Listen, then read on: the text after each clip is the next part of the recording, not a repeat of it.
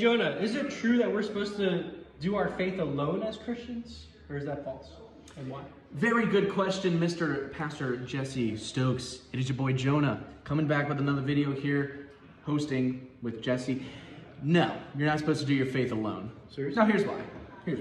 Now what does alone even include? What does that mean to do your faith alone?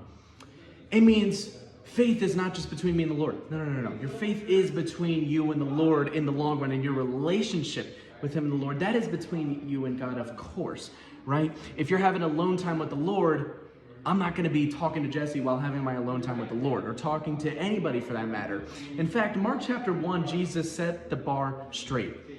Have a time and place for alone time with the Lord, and then have a time and place for the assembly, because you're not supposed to forsake the assembly. Jesse was just talking about that before we started recording. Yeah. Do not forsake the assembly of God. So how do I balance this doing my faith with the Lord and not forsaking the assembly? Well, as someone who is just naturally introverted behind the scenes, and someone who just likes being alone, enjoys the solitude of it, I've come to this incredible challenge but growth stage in life where I have to really learn and have this spiritual discipline on not forsaking the assembly.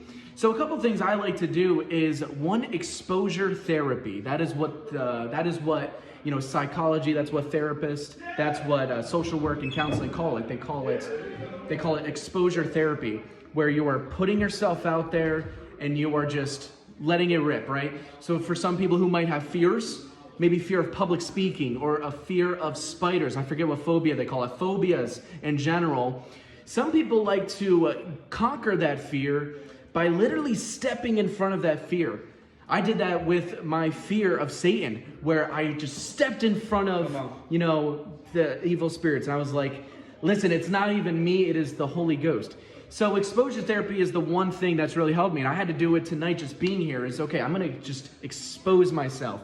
Just let myself be out there. And it paid off because I had a really good night. So maybe if you're going through the same thing and you see what it did for me, I'm hoping that you realize that it can be the same exact thing for you. So that's one thing, is just expose yourself to the assembly. But also, how do I balance my alone time? Well, Mark chapter 1, we're going to go straight back to that. Jesus would often wake up early in the morning before anyone else arose, before the sun arose. It's hard to do that during the summer when the sun's rising at like 12 a.m. But he would wake up early. He would set a time to wake up early. So instead of clicking snooze, he would click lose more sleep by getting up early, and he